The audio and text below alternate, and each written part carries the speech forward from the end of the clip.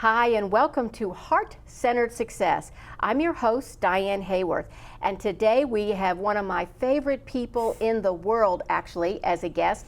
And the reason I asked her to be with me today, and she's my only guest, is because we're exploring a topic that is really dear to me. We're calling this episode Leading from the Heart. My guest today is Sherry Goodwin. She is one of the smartest women that I know, actually just the smartest people I know, person, whatever, and she knows how to live from that heart space. So help me welcome strategist and leadership coach, Sherry Goodwin. Thank you for coming back, friend. Thank you, Diane. Thank you for that generous introduction. This is going to be fun. Again, you better have your paper and pencil out because this is an important topic. We were talking before we went on the air, actually, about how important these leadership skill sets are right now. As far as I'm concerned, we all are leaders of our own life. You may be identified as a leader at work. You may be identified as a leader at home, in your neighborhood, at your canasta club. Maybe it's just you and your cat at home. I don't know. You are still a leader. And I don't know about you, Sherry, but I can't think of a time in human history when it's been any more important for us to embody this type of leadership that comes from the heart-centered space. Mm-hmm. What do you think about that? Yeah, I totally agree. And I think a lot of leadership is missing that, and especially, I guess, looking around, even in the political climate that we're working in right now and that we're experiencing on the news every night, at least the network news, there's so much fear-mongering. There's a lot of just dispute, debate, and a lot of it's negative. And I don't know that we're seeing the best of our leadership at work right now, at least in this country. It really tends to, I know the people I've talked to, my clients are depressed, they feel repressed, depressed. It is just, that's not bringing out the best in them either. Yeah. Now, one of the reasons that I really wanted Sherry to be here today is because in addition to being a leadership coach, a strategist, she's a wonderful, very talented author. Tell us the name of your books. Yeah, so thank you, Diane. So my latest one is called Reinventing Greatness, Leading Yourself and Others Through Change with Confidence and Trust. See why I wanted her here today? And thank you so much for being one of the early endorsers. I really appreciate your comments and your support through the whole thing. So that one just came out in June. And then 6 years ago, I wrote Take the Reins, 7 Secrets to Inspired Leadership. So apparently I have a 6-year window between books. That's about the best I can do. But this is a lifelong passion for you, leadership and understanding passion, the passion of leadership. Not only from the headspace, understanding the mechanics of leadership, but how to infuse that heart space into it. So what does leading from the heart mean to you? What does that phrase mean? Yeah, and that's such a great question. And I think if you ask, 50 people, you get 50 different answers. And you get some of this too. Yeah, right, leading from the heart. And so I think for me, it's really about compassionate leadership. It's about really having this awareness of others. So there's kind of a mix of things. And I'm not a big person on jargon and terminology as far as these different kinds of things are. There's so many definitions. There's mindful leadership, inspired leadership, conscious leadership, what was the other one? Servant leadership. Right. There's all kinds of different definitions there. And I think they're getting at some of the same themes. So what I'm thinking about is just good leadership. Good leadership means you care about your people and you care about your cause and you're uniting these people around a common cause, rallying forward. And as a leader, I think one of the most important things is you have to be able to know where to be. How you're showing up as a leader in one situation may be different in another situation within the same organization, depending on the growth trajectory and things. So it's a dynamic process, but it's really about feeling that connection to other, connection to cause, and that unity around something bigger than yourself, outside of self. Now, in all of the work you've done in corporations, because you've got a long history, even before your own practice, coaching practice, working in organizations, was this anything that people talked about? Did you ever I worked in engineering. Well, there you go. Yeah, so I'm an environmental scientist, as you know, by training, and we didn't get a lot into the kind of softer stuff. You know, we had a task, we had to get after it, make something happen.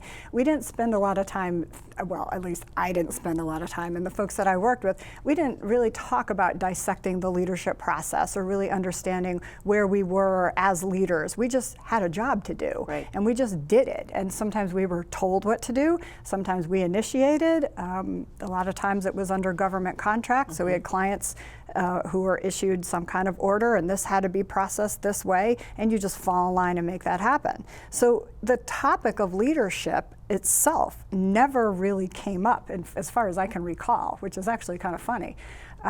It just happened. So also during that time, you could see leadership happening, and good leadership and not so good leadership. And so I was part of all of that, experiencing that as a staff person, as a leader in the organization, and even as a leader in an organization. I didn't even see myself as a leader in an organization. We were just trying to get this thing done and advance a mission. You know, so it's really kind of interesting now reflecting back on that. I was actually thinking, driving in today, you know, my first big girl job after college was like around 1980. And the way leadership was introduced to me is, here's the organizational chart. Yeah. This is the guy at the top. These are the assistant guys. Do what they say. Shut up. You'll be fine. Exactly. Like that was leadership. Org chart. That's it. Yeah. Exactly. Yeah. And you just found where you were, which line were you under, and that was it. I don't even recall that term coming up that much. Now, in my MBA studies, there was more discussion about leadership, but it wasn't inclusive the way we think of it now. And it wasn't thought of as a soft topic, but certainly if anybody had used the term mindful leadership or compassionate leadership, that would have been the dumb kid study. That's not what the rest of us look at. Yeah.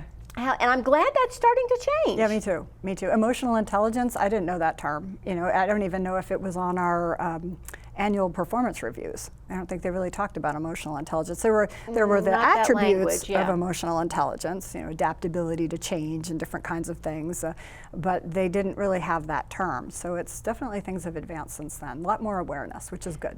It seems when I think of leadership as a topic, that is one topic I think of as evolving. Yeah. It really, I think, has evolved in the way people think of themselves. And perhaps the different generations, the millennials certainly come in thinking they're a leader. And there's nothing wrong with that. And that's just, I think it's something to be admired, that you understand your value. Yeah. That's the only thing I meant by that, really, is to understand their value coming in. Yeah. And I think that might have something to do with it. And certainly when I started, not only was I just out of school, but I was from a generation that women, you were on this part of the org chart. Yeah. I didn't have a woman boss for quite a while. Yeah. Quite a while. Yeah, and for me, it was actually interesting because I did have a woman boss. There weren't very many, but I did, and I was lucky enough to work with a fairly progressive group right out of college, out of undergrad, and it was mostly, it was male dominated, but quite frankly, for me, I never had an issue with men, women. It was very much about, can you do the job? Are you good at the job? And it was merit-based. So I was very, very lucky. I had some pretty good male mentors, and I don't think we ever talked about women's rights, really. It just didn't come up. You just did a good job, and hopefully you were promoted, and I didn't see a lot of gender bias in the world that I lived in. I know that's not true everywhere, but certainly my own experience was pretty positive. Oh, that's wonderful. I was lucky, yeah. And I do think it's great that is changing now. Absolutely, yeah. I just think that is, and I wonder how much of this leading from the heart has to do with some of the more, I understand why people would call it a soft topic, because traditionally that's the way you would think of it, but this more inclusive way to lead. You know that I work with Dr. Robert Holden, who taught me a lot about success, and he works at the highest levels, and they absolutely discuss what is success from a heart-centered place. How do you feel about the team? How does the team feel about the mission? what is the buy? In the old days, we would have said, what's the buy-in? This is much more inclusive, I think, when you do this leading from the heart, because it's a mind, body, spirit kind of thing. That's the way I look at it. Yeah. Have you found that to be true? I think it really can be. I think the definition again is based on your own experience and then what you can see as possible. So in a corporation or an organization, one of the challenges is being vulnerable. Right? So if you're a little too heart-centered and you're a little feely, how do I feel, and you're consciously like this, maybe you're opening yourself up to being a little bit vulnerable in that space, which is not a bad thing. You want to be able to be who you are and be able to share yourself fully and honestly. But I think there is sometimes a little bit of an edge of caution there, which prevents people from really moving into that feeling space fully and sharing, because what are the repercussions? You know, what if you don't like something? And what if you freely express that you're really not comfortable with this? What does that mean for your job or your role? Is there somebody else who's just going to step right in there and be like, well, I can do it, I'm good with this? You know, so there's still a little bit of that friction. You have to be a little bit careful with that. But the sensitivity towards other is critically important, and sometimes the way that I like to break it down is just going back to the basic fundamental things of return on investment. Yes. If you can get your people engaged and happy and feeling fantastic and clear around a task, you're going to get better work out of them. That's just it. If you get better work out of them, you're going to get more work from that client. You're going to make more money. So if you have to go down all the way down to the bottom there and dig into the profitability side, you can show a direct correlation between engagement, this heart-centered approach, and a bottom line return. And it's the same in a family. Yep. It's the same on a farm. Yep. It's the same in an organization. The thing that I really find interesting when I bring up this topic of leading from the heart is some of the corporate types that I've worked with in the past will say, well, no, I don't do anything like that, but I do have a really good intuitive ability. Yeah. I know how to follow my gut. Yeah. I know how to do what feels right to me. Okay? To me, there is a balance between the head and the heart. I don't think that either one by itself perhaps gives the richness that leadership can have, but when you have a heart-centered approach, which to me means you are being guided. People who watch this show know that I'm all about being guided by that inner divine, which is hard sometimes to get to that place because you do have these other considerations. But when you are feeling pulled, you're feeling the passion, you're feeling driven in a particular way that's coming really from wanting the best for all, the mission, your people, the organization, the end users, everybody, and you use your head to find the best, most, in my case, the most loving way to execute that. To me, that's where you have your win-win. But it really is interesting to me, the guys that I just language it a little differently. You know, what does your intuition say? Yeah. What does your gut say? Yeah. That's not quite the heart, but at least it's below the neck. Yeah, and I love But not the neck. get out of the headspace. Yeah. And I love what you're saying. And in my first book, I talk about head, heart, gut decision making. So you're using your entire being as you're using more than just head, heart, gut, but you have all those nerve centers. And when you tap into them, like if you listen to the police all the time, they're always talking about have a gut instinct. And even Law and Order, you watch Law and Order, you know, they'll talk about, well, my gut's telling me this, and that's okay. You know, that's an accepted norm in most institutions. So, and the head is an accepted norm in most institutions. So now we're working on this space and working on the heart, saying, all right, so if I put this into it too, then you get superpowers. You know, if you've got everything working for you, you have a lot more certainty. You can go after it with great conviction.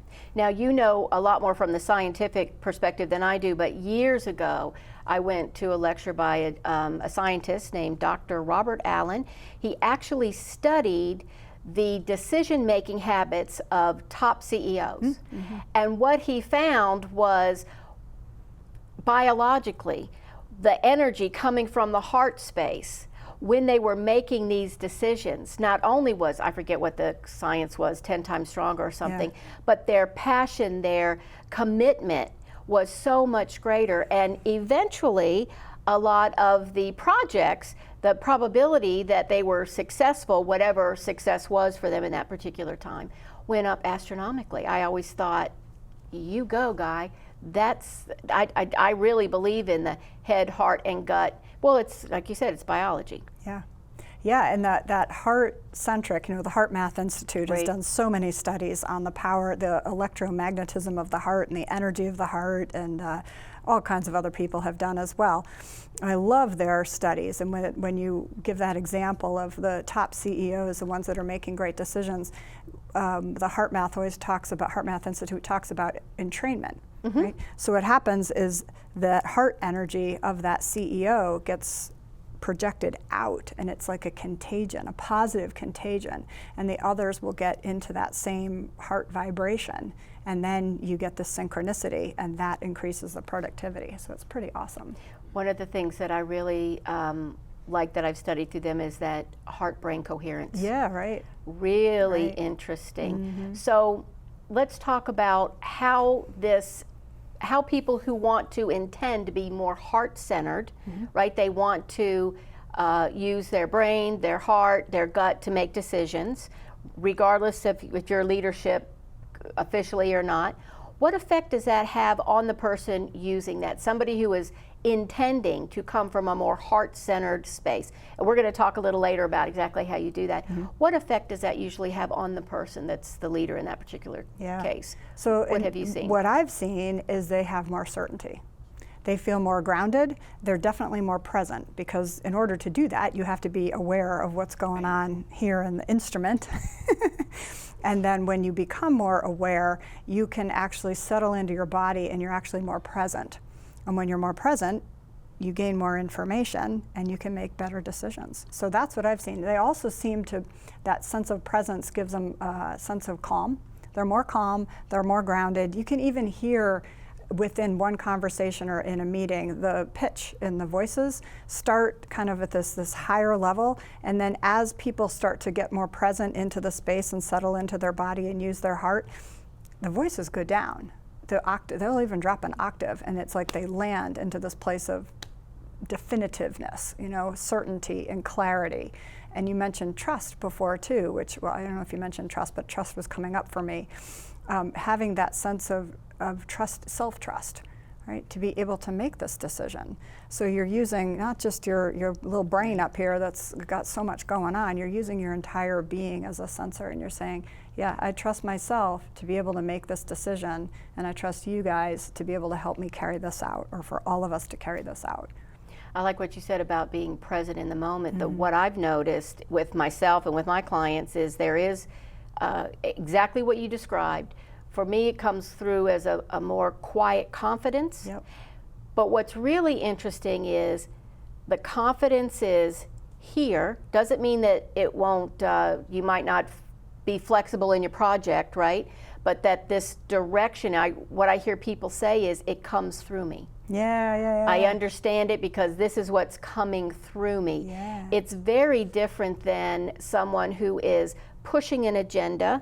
I find that from a team perspective, and team again could be your team at work, it could be your family, your friends, whoever you're working with as far as this leadership capacity, there is so much more respect and trust, like you said, trust, and also more at ease. Do you find that? Yeah, definitely. Well, the vibration's different, right? So if the leader can settle into their own presence and really, they could not even be decisive yet, just kind of pondering and brainstorming and thinking, but being present with that.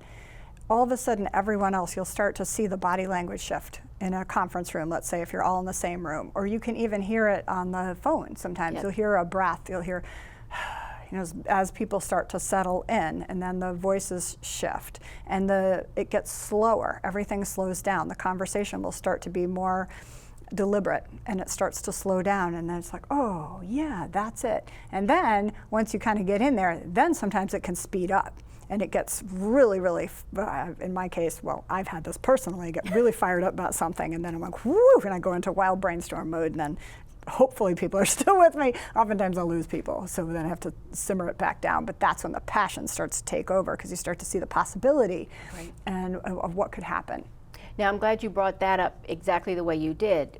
In the meetings that I've been part of, it's very different to have someone yelling what they want you to do and someone having a raised voice because they are passionate, excited. Yes.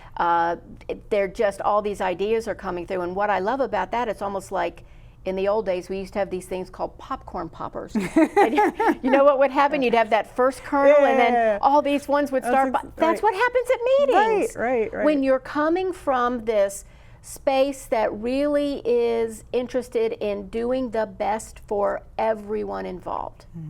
That's what I've found. What does it do for the organization? Energize the organization. I mean, really, you just get more possibilities, and then you have to go through and figure out, you're not going to pursue everything, right, but you figure out, okay, this looks like a fabulous opportunity, so you can end up growing. You end up growing in a different way, all kinds of possibilities. You may end up acquiring a whole new firm because this is something new opened up, and you're like, yes, we need to go in this direction. We don't have all the resources in-house to do this. Either outsource, or maybe we're going to buy these guys up and supplement everything that we're already doing. So I'm curious if you've ever seen this in a corporate environment, in a nonprofit organization, in your families. What I've noticed is if the recognized leader, whether it's mom or the CEO, whoever it is, if everyone believes that that person is acting from a loving space with the best intentions for all, even if they don't agree, there isn't the resentment, there isn't the backstabbing, there isn't the issues that I see when people don't feel cared for, included, or they question the motive. Yeah, that's absolutely true. Well, they feel safe. Right. You know, this is one of the things I talk about in the last book that I mentioned, is I've looked at a lot of trust models and how do you inspire, other people, and how do you inspire yourself. And really, you can't be inspired if you're in a state of fear. Right. And you can't trust from a state of fear. So what the leader is doing when they're coming from this place of heart-centered leadership is creating this safe space where everyone understands that you're the benevolent leader. You have everyone's best interests in mind, and yes, you may disagree, but together we're going to come here, and collectively we're all going to agree to move forward. We may individually disagree with the how or different parts of it, but we're going to accept and move forward because we know that that leader has our best interests in mind. The other thing that I really have noticed about that kind of leader as well is, although even in a corporate setting they are identified as the leader, there is this sense of we're in this together. Yeah, right. Yeah, there isn't the, I'm with this with you, but you guys do that and I'm over here. This is us. We're a team. We're working together. The best leaders I've ever been around were right there in the trenches with me. Definitely. There's nothing worse than having the leader tell you what they need to have done and then they're out of there. They're gone for the weekend and you and your team are busy working, all slaving away, and it does not inspire confidence, and that's not a heart-centered leadership. No, I mean, unless there's obviously an extenuating circumstance, but I love, what I really have noticed about heart-centered leaders is that when I've been in those environments, I don't even like to call it work. It's like we play together. Yeah. There are things that, maybe it's not your favorite task that seem more like work, but the general atmosphere is they're so excited about whatever the project is, but they're also excited about the mission. All these projects are bringing you towards whatever your mission is. Rather that's, again, in a family, your family has missions, your private entrepreneurial businesses have a mission, and you have many projects that make that up, right? Mm-hmm. But I love the fact that we're in this together. We all know what the goal is. We all are contributing in our own unique, specific way, but we're all aiming at the same goal. And I love that you say that, and I'm just thinking, as you're describing that scenario, I'm thinking back into my career and, where that happened, and one thing comes to mind, which I'll share, because I think this is just exemplifies that, illustrates that point so beautifully. So we had this big proposal. It was a recompete, 65 million or 70 million, I don't know, it was a lot, a whole bunch of teaming partners. And these things have to be put together within 30 days or less, and it's a big, big deal. And so weekends, you have to work weekends, nights, it's just expected short term.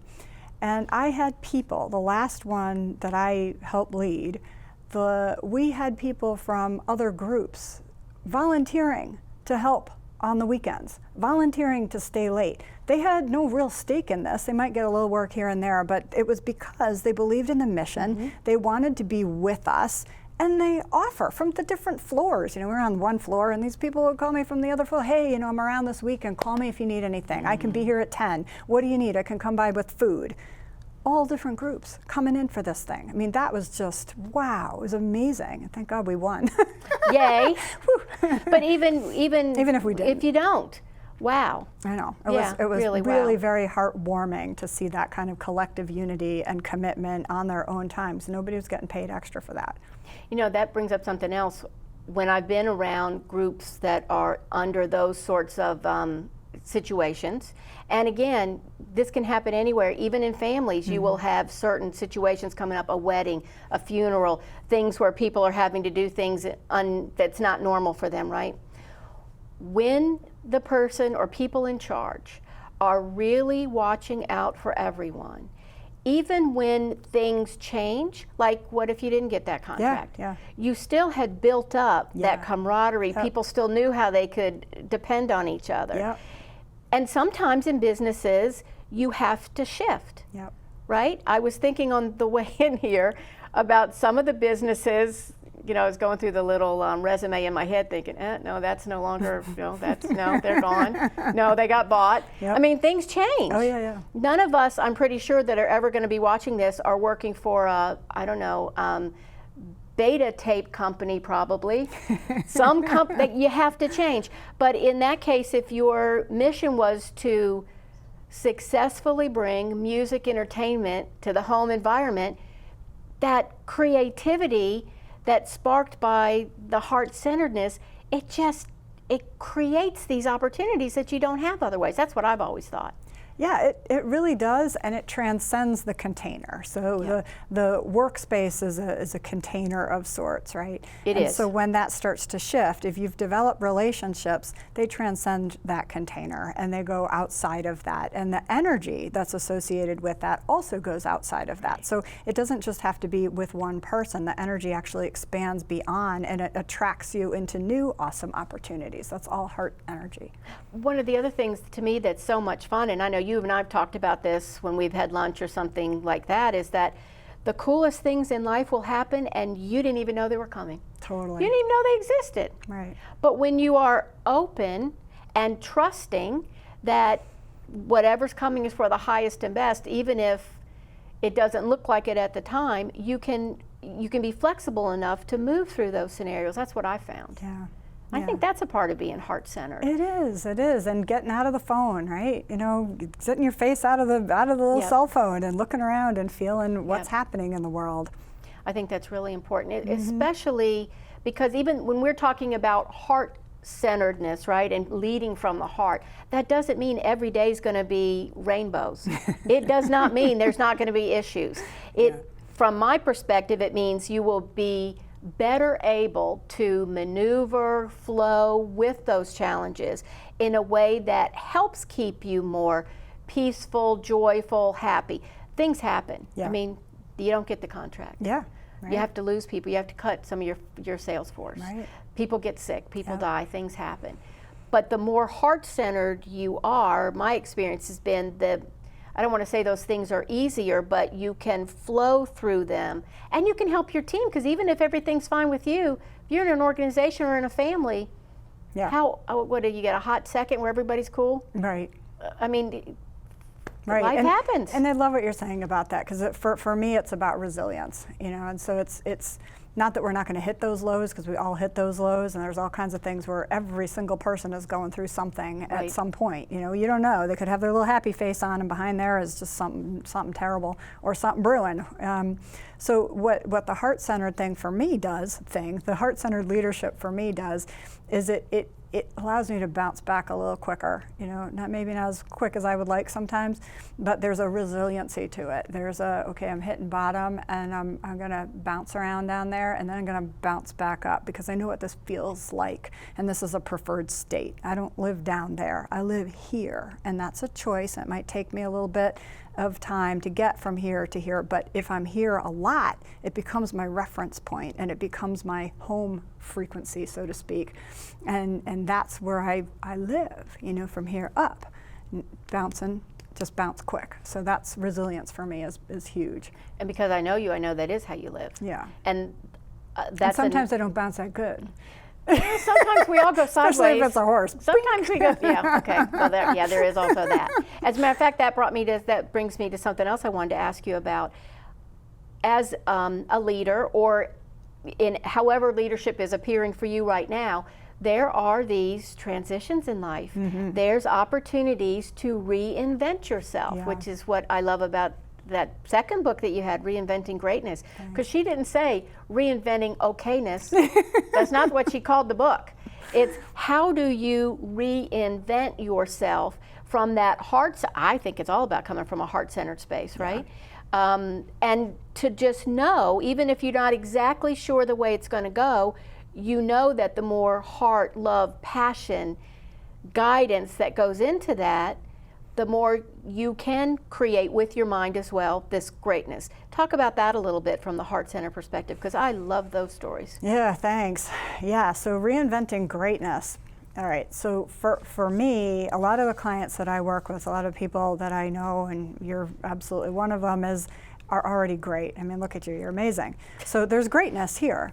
And then we're always reinventing, right? There's always an opportunity to reinvent. So when you get used to the certain level of success and then something happens, what do?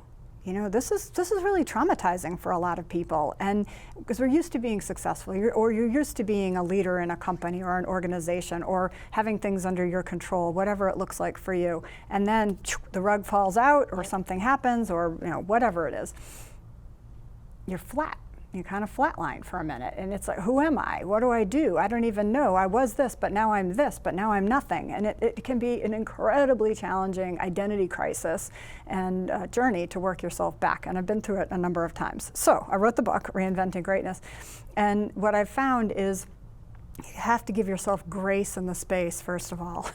So all that heart-centered leadership that you've been giving out, you got to give it back to yourself. You got to say, all right, I love and accept myself right now. I got nothing, or whatever, but I'm okay. I'm okay right here in this space, and I can do this. And there's some self-trust. So you have to kind of give yourself an opportunity to land and just be, right? Because what happens is we start grabbing at the doing right away. I have to fix it. I have to get another job. Got to pay a mortgage, or whatever it might be. And you can see even that excitable, fear-based energy. You're grabbing at things, and it doesn't give you a sense of being able to land and just sit with that. What's really going on? And then there's the opportunity to reinvent. So you take all the best of the past. When you're ready to do this, you can look back and say, what did I really love doing? Who did I love being with? What are my passions? What are my strengths? There's a lot of different ways to do this, and I talk about some of that in the book. But what I did for myself is I dissected my life, and I put it all out on a little page, and it looked weird. It looked really strange. It's like horse lover, environmental scientist, I had done a million different things, consultant, and I don't know. But then you start to see these common threads and these themes based on what you most love and what fuels you, and that heart-centered space where you're like, oh, that's awesome. And then you think, I could never do that. I don't even know what that looks like. I don't even know what could be made of from this. That's okay. That's just self-doubt. And you sit in that place for a little while, and you gradually start to look out and allow yourself to be guided, as you said earlier, to just be guided to the new. It might not be the answer, the ultimate answer, but it's a step to the answer. So our heart knows, and you start collecting these little experiences, people, events, whatever it is, and it is an active process. You can't just sit there forever. You do need to dig yourself out. And then all of a sudden things start to become more clear, and you get some clarity, and then you start embracing new possibilities because you have more confidence. And all of a sudden you land in a place that might even be better than you ever experienced in the past. And often that's the case, I find. Yeah, absolutely. And I'm really glad this has come up, the fact that this heart-centered leadership is for you as well. Matter of fact, I think it has to start there. It's got to start there. Has to start there. And it can be from a work career situation. It could be rebounding from a divorce. Yes. A death. Yep. But I think one of the best and most foundational pieces of this is understanding that you do have greatness. You are great. Yes. We all have that seed of greatness. That doesn't mean every day you feel it. Right. And I like what you said. Well, some days you just, you know you're going to be here and you're going to deal with whatever it is that you're dealing with. Yeah. That is the human part. And I do think it's really important to be tender with yourself when you need to be. Mm-hmm. Neither of us are psychologists or therapists, so we would always tell you to seek the proper attention that you need from a medical or mental health professional. But in the context that we're talking about, having this trust that my heart, which might feel broken right now, it actually is not. That doesn't mean I can't sit with that feeling, understand it, be tender with it, and then go, what's next? Yeah. Not how do I fix it, Right. What's next? What's next? I found sometimes in that heart-centered space, which is not my favorite answer, but sometimes my answer is just wait. Oh, I hate that answer. I get that all the time. Favorite and I'm answer. like, what is up with this? You're constantly waiting. I can't wait anymore. I And need to get you're moving. evolving, right? Yes. And then, does this Right. happen with you? All of a sudden, every kid in the grocery store has like a little butterfly T-shirt on, and you're just reminded that I'm in the cocoon. Yeah. I'm getting ready. Whatever I need to go through, whatever I need to process is what is happening so that I can be here for myself, to serve others. I know as a coach, a lot of my coach friends and I will joke that whatever we go through, it's really we're 2 or 3 steps ahead of the people we're going to serve next. Yeah. Yeah, that's that's right. I have all these clients that are going through reinvention right now. You know, they're trying to figure out. Yeah. Imagine that. And it's a really tough spot. I mean, reinventing greatness, accepting your own greatness, first accepting your greatness. I mean, how many people shy away from that?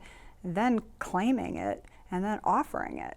You know, that's a lot. That's a lot to put yourself out there like that, because what if you're not so good? What if you're not great? What if you really stink? Well, you know what? You can always reinvent into something else, but just try. That's the thing. And I love the idea of following what this heart says to do. Yes. There's plenty of people, especially my husband and I have many friends now that are retiring, they've retired. And we have one friend in particular who has retired from a job that, and you know who you are, who complained about it every day for 35 years. Every day. Why don't you get another job? Because the benefits are good, or whatever it is, right? I can't imagine just having that mindset. And I'm not, whatever somebody does is their choice. But for me, that's just, I don't want to live that way. Yeah. I just not want to live that way. I want to be in a place where I can follow that guidance from the heart. And sometimes I'm not listening that closely, I have to be honest. And sometimes I think I hear something a certain way and I don't.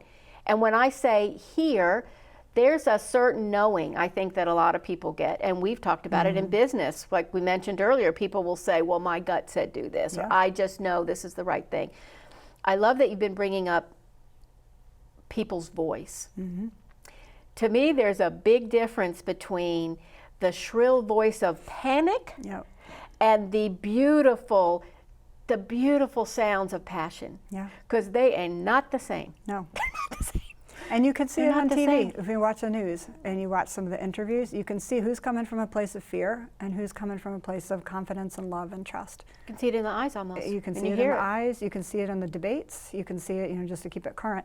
There's all kinds of ways when you start really looking at that and being aware. You can see who's coming from a place of heart-centered leadership for themselves and for others, and it becomes pretty apparent pretty fast. What I find is that although I'm not all that worried about likability, what I see is people who come from that heart-centered space, especially we were talking about politics, even if it's not someone that someone believes in politically, they're like, but I sure like that guy. Right. I really like that guy. I can tell he believes, and he's very sincere about his beliefs, even if I don't personally believe whatever he's talking about. Yeah, that authenticity piece is so huge, and it's so huge for us to be authentic to ourselves.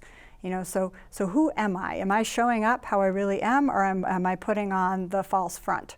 there's the imposter syndrome that a lot of people suffer with, and I have as well, in fits and starts and things, and it's bizarre. You feel like you're putting something out there, but then this isn't really it. So what we want to do is close that gap, right? So your greatness may be out here, and like, whoa, I can be that person. I don't know, and you're feeling this back here. So what we're going to do is just stretch into it, and then when you're here, people can feel that because it feels very comfortable and it feels very settled and very balanced. And then you can unite people around that. I mean, that's what drew me to you. And the first thing that drew me to you was your little ad, 10-something years ago? No more, yeah, 10. I forget, it was a cute little ad and said something about intuitive something. I was like, who's that?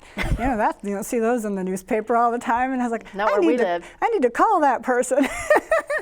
And so you drew me in. I mean, that was a heart-based, a heart-centered attraction, and that was 10 plus years ago. I think that I appreciate that, and I think that's why we're friends, because we have that resonance, and that's important. Yeah. I think in that heart-centered space, right? Yeah. Is the resonance. With the greatness thing, I think also a flavor of that work when you're coming from this heart-centered place is understanding what is success to me right now. Exactly. Because greatness may mean I don't know, a New York Times best-selling book. Yeah.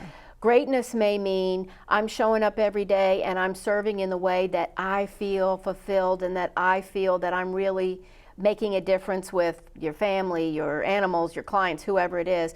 Sometimes I've had clients that are also working with mental health professionals but are in a depressed state. Sometimes a day of success is they got up. Yeah, right, absolutely. They got up. Yeah. And they did 5 minutes of meditation, and it helped them come from a more heart-centered space. Mm-hmm.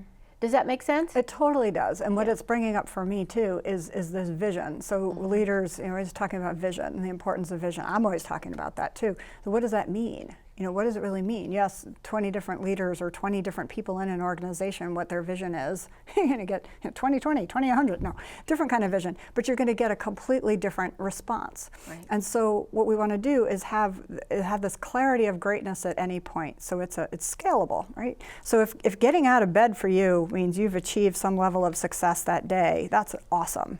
I mean, I have to back it up. Many days I'm just like, this just stinks. I mean, being an entrepreneur, especially Yes. a solopreneur, Yes. we know, I mean, in the spirit of full transparency and authenticity, it ain't always a cakewalk. So there's some days where you're like, gotta muster it up or whatever it is. And just having the vision, having that clarity for what you want to get accomplished that morning or that day, and ticking off a few key things is really important. So there's an element in the application of the heart-centered leadership of being able to focus with intention and with clarity of vision for what you want to see unfold from moment to moment. Maybe it's one day, maybe it's a week, maybe you've got your 3-year strategic plan out there, and then aligning your energy in accordance with that. I love that. And I also love adding the piece that you are clear about who you want to be while you are doing whatever you need to do, whether it's prepare dinner for 10 people, run your company, whatever it is. Yeah. So having that heart-centered place help you with the clarity, which is part of the authentic piece, right? Yeah. And I think that can be fine-tuned. You know that, and we've talked on this show, that I have clients choose 3 words to help them understand and remember, actually, who they want to be while they're doing things. Yeah. One of them for me is compassionate. One of them's present. Yep. And as much as I intend to do that, my husband's reminded me more than once. What was that word you had? I don't see it here. That's the whole human thing happening. Yeah. But I love the idea, and I think to me that's an important aspect of heart-centered success and heart-centered leadership is, who am I going to be while we're doing this project, or while I'm interacting with my team, or while I'm part of the team, however that works, where I am in the organization, whatever that organization is. Does that make sense? Absolutely. And just breaking it down into the baby steps. So, what does that look like? So for me, one of my big words is peace. Oh, yeah. What's going to give me the most peace? What's going to create the most peace in this situation? How can I do this in a peaceful way? I'm searching for that all the time. And I know it when I'm in it. And it can look like, so for example, today I have this one horse who's rehabilitating from a leg injury, and he just got cleared to be ridden under saddle. well, so he's got to be quiet and we have to be peaceful. And he's like, woohoo, let's go. Like, that's not exactly what I had in mind. But as a leader, who do I need to be today for him that will inspire the most peace, right? We have 5 minutes of peace. Huge goal. So we had 5 minutes of peace. Fantastic. That for me is great. And we're just going to expand from there just a little bit incrementally every day until we reach the bigger greatness, whatever's unfolding next. Peace is a big word for me as well. And one of the things that I think people have a misconception about is if you are heart-centered, that you just are on a mountaintop peacing out all day. No. That's not what happens. That's not what happens. No. They also think that that's a position of weakness. No, it's not been my experience. No, just no. When someone to me is trying to explain the most strong, passionate, protective place, what do they talk about? A mother bear. Yeah. Nobody says CEO. Okay, you're a big time accountant. That's not what they say. Yeah. Oh, she's going all mother bear on him. Yeah, yeah, he's the Papa Bear, whatever. Yeah. It's that place of love that says, I'm taking a stand. Yeah. This is what's right. Now that's an extreme example, but what are some of the other misconceptions you think people might have about possibly adapting a more heart-centered Well, place? And I think what you said about the mama bear, I love that. I think there's this is what's important too, right? This is what's right, this is what's important. So it becomes very, very clear what's not important. And you can focus from a place of heart-centered leadership. You know exactly what's important, what's not important, what's urgent, what's not urgent, because you're using your heart intelligence, you're using that connection to be able to guide you through the space. So what happens then is a lot of the trivial stuff falls to the side. You put it on postpone it, delegate it, something else with that, so that you can really focus. I think the focus is one of the best things that you get out of the heart-centered leadership. You get the connection and the commitment from the team. But you have to first commit. You have to commit, and you have to wholeheartedly commit, because if you're not committed, why should anybody follow you? And that's the check-in to yourself. How committed am I? And the best place I know to find the answer to that is in your heart. What am I committed to? How committed am I? And if you can find the answers to those two, you're going to be able to use your inner compass in a pretty profound way.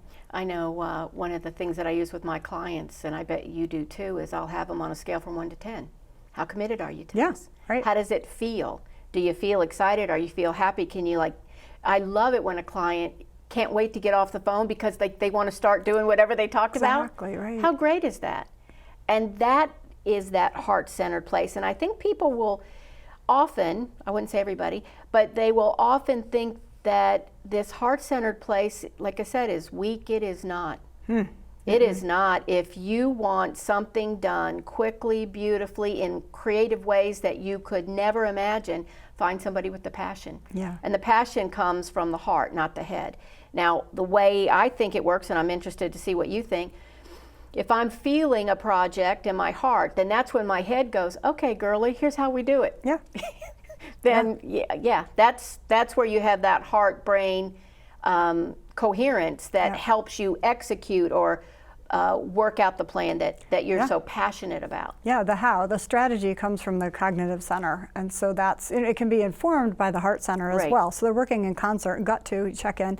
So what I do is I have everybody just check. Here's what the heart's like, yeah, let's go do this. And the head's like, oh, there's how are you going to do that? So sometimes it just needs to sit for a little bit and ponder, because the head wants an immediate response on how to do it. And sometimes you have to let that sit. So I'd always check in with the gut too and just say, all right, so the heart says we want to go do this thing. Gut, what are you saying? Gut's like, yeah, do it. So then it's up to the head, and then that's where the strategic planning starts coming in. So you need to be a little patient with the head, because sometimes the head wants to hair trigger that, and if they don't have the answer right away, then the fear spike comes in and sends you sideways. No, we can't do it. And then the heart's like, what? And then you get in this place of conflict, and that happens all the time. So you need to just settle back down and revisit the commitment, and then give this some time. That's what it's really looking for, is it needs to process. It needs to filter through the whole system. You may need to do some reconnaissance, ask some people, gather information, gather data, check price points, whatever it might be, because you don't have the whole plan yet. But you can break that down into the little pieces. That's where the analysis is important.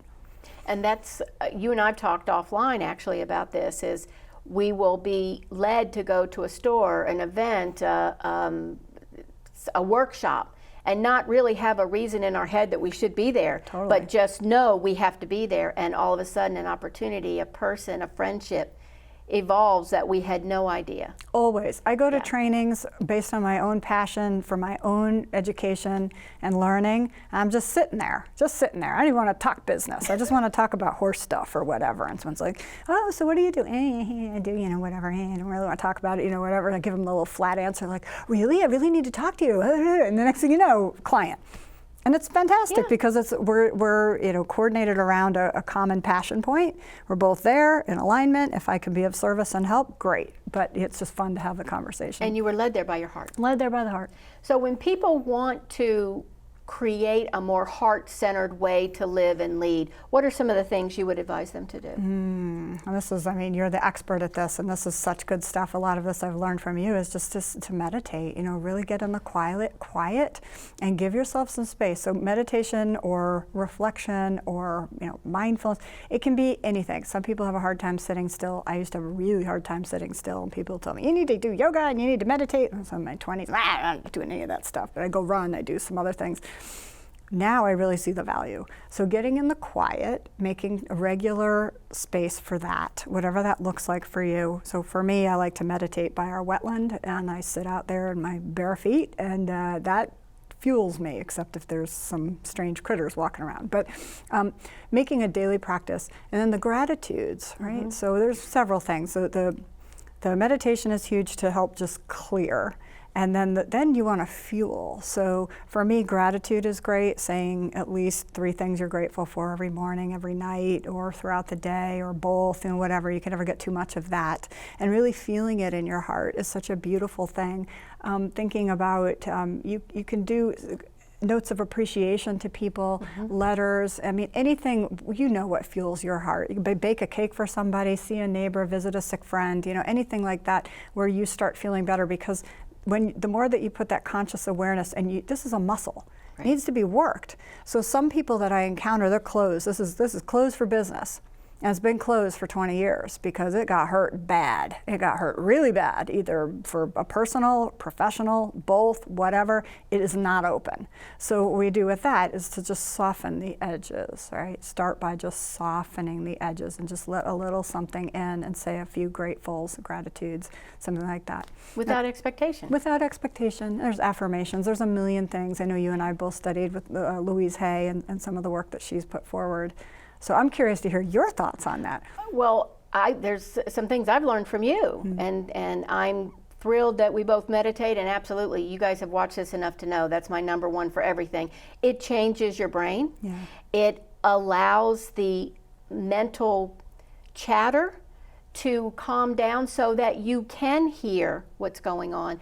But from you, except for the whole barefoot in the wetlands thing, I have remembered how important spending time in nature and just being around animals. Now you have a farm and you've got beautiful animals all of the time. A lot of times my cat has helped me be more mindful. And there's lots of scientific studies that show petting a dog, petting a cat actually changes you biologically, but also taking a walk in nature. One of the things that I think happens when people are more in their head, they're hearing more judgment, right? And I have never yet been in the forest and heard a cedar tree judge how big my thighs are. Never once has an oak tree said, ooh, Diane, you really were stupid last week. That's not what happens.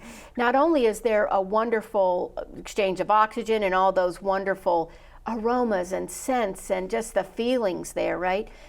There is such a peacefulness that allows you to get out of your own way. And that's what I think happens. Nobody's ever in your way but you. I know that's who's in, any time that I've got a roadblock, I have put it there. Rather, I knew it or not, I'm the one that put it there. Right? So meditation, affirmations, gratitude, going back to nature. I also like to teach my clients, and we did it here actually before the show, to remind them to be heart-centered. I have them imagine breathing love in through the back of the heart and radiating love out the front. Now, some people will imagine breathing in and out through the heart. You can do that. I kind of think the back of the heart doesn't get a lot of attention. Nice. Yeah. So I like that idea of breathing in, radiating love out. And it just helps you remember what the heart feels like. Often we only remember if there's been a tragedy and we've had a heartache, then we're aware of our heart.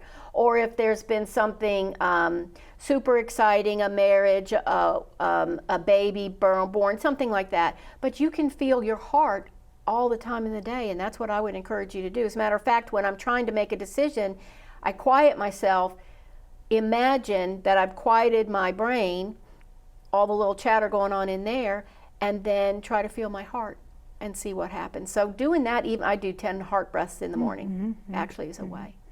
So I think we've covered a lot of time, actually. I'm pretty excited about this. I hope you guys got as much out of this as I did.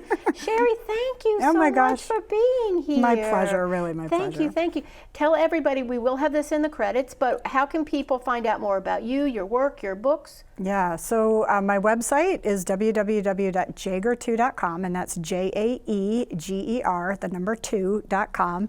And then you can find the books on Amazon under my name, Sherry Goodwin, or Sherry Jaeger Goodwin. You'll find it. Find both of them. So and find them through your website find as well? it absolutely through my website, yeah. Thank you. Well, thank you for being, as far as I'm concerned, really an example, a model for leading from the heart. I really appreciate that, because I learn a lot just watching you. And that happens for all of us. When we choose to be a leader in our own lives, we affect people that we will never even know. I love the idea of this ripple effect. The more loving, kind, compassionate you are to yourself, the more loving, kind, compassionate you are to others, to organizations, to animals, to the earth. People who come from that heart-centered place as much as possible make better decisions for themselves, for their communities, for their families, and for the world. So that's why we are working to help share our information about that, and I hope it's something that you'll consider. Thank you for watching today. Thank you for my wonderful producer, Tremaine Johnson. Tremaine, nothing would happen without you. Thank you so much. Thank you for our wonderful crew. My name is Diane Haworth. Thank you for being part of Heart-Centered Success, and I'll see you next time.